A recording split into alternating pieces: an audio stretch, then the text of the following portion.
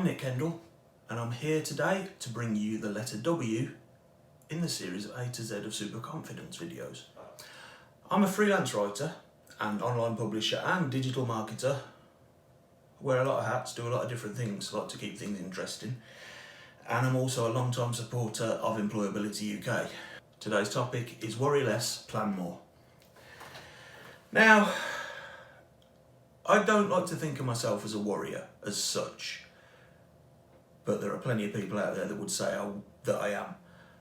I do overthink things sometimes, and I do like to let scenarios play out in my head. I'm pretty creative being a writer, and it's not difficult to imagine all sorts of things. And perhaps the most relevant one right now, right at the very beginning, is the worry surrounding making this video. I could have worried about it. I could have worried about it to the point of not doing it, but instead made a quick plan. I've got some notes down here in front of me. I've got some quotes over here to the side of me. Got myself a little tripod off Amazon to put the phone on for the camera. And it is what it is, because I'm more interested in the message than the sound quality and the production and that kind of thing. Because as I say, I'm not a talker.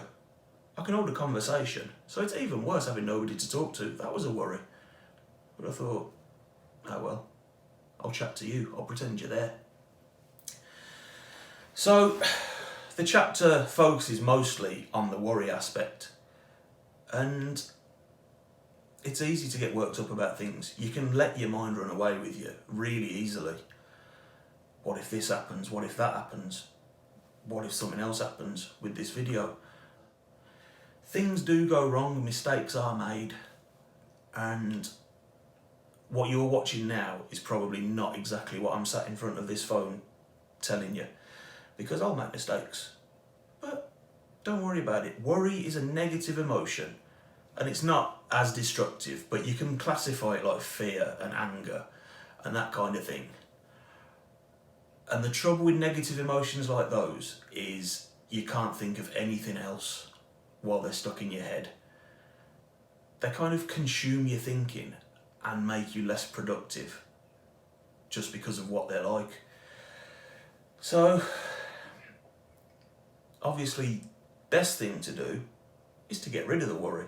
Stop worrying, but don't get me wrong, I know as well as anyone, I'm not one of those people that's going to be like, oh, I'm worried. Someone says, oh, don't worry. And you're like, oh, thanks, feel much better now.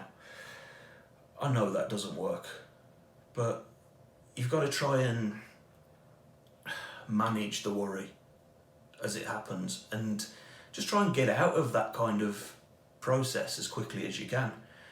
Because a lot of times anything can happen, not all of it good, but if you can plan ahead and have an idea of what could go wrong, and not just dwell on it, but think about what you'll do if it does, then you'll be in a far better spot. And in the book, in the A to Z of Super Confidence, I really appreciate the way it says, worry less. Alan Matthews isn't saying don't worry. That would be asking far too much. It is okay to worry. In fact, worrying can be an opportunity. You might think to yourself, oh, what if this goes wrong? And then you're like, hang on. No, really, what if this does go wrong? This could very easily go wrong.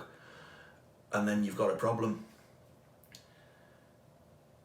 But that's an opportunity, because you can actually ask yourself, what if this goes wrong? Don't just put it out there. Think to yourself, what if this goes wrong? What will I do?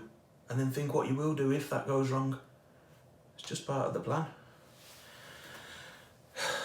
My best advice when it comes to worrying less would be take control as best you can. The more things you can control, the less you'll have to worry about.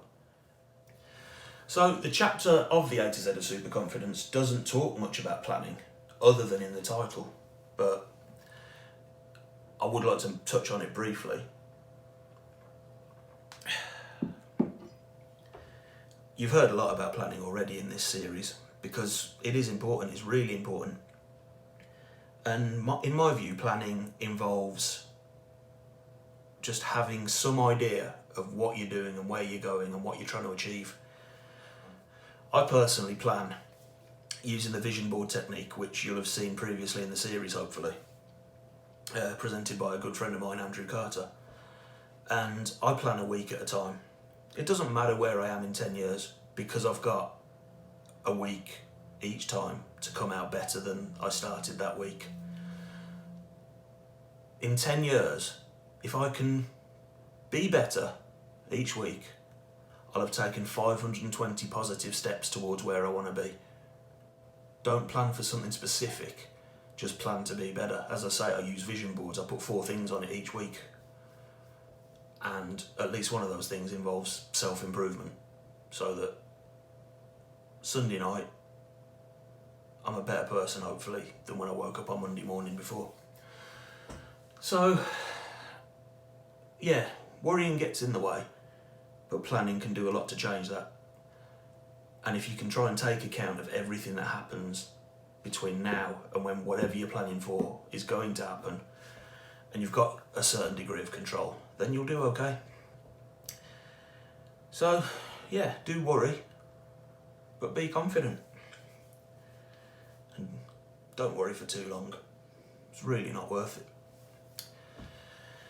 Anyway, that's all I've got to say on worry less, plan more, other than I'd like to start my outro with a sentence that's been around for over 100 years. You've probably heard it before. The quick brown fox jumps over the lazy dog. Now, again, you might have heard it before and you might know what makes it stand out. If not, that sentence uses every letter in the English language. All 26 of them at least once. And the reason for sharing that here is because if just one letter is missing, it will no longer make any sense. So I'd just like to take this opportunity to say, do read The A2Z of Superconfidence by Alan Matthews if you haven't. It's available through the Employability UK website. Or watch the other videos in the series. We're on W now. There's 3 more to go. If you've made it this far, well done. If not, they're well worth a watch. It's really actionable, and there's a lot better speakers on there than me. So, yeah, don't panic.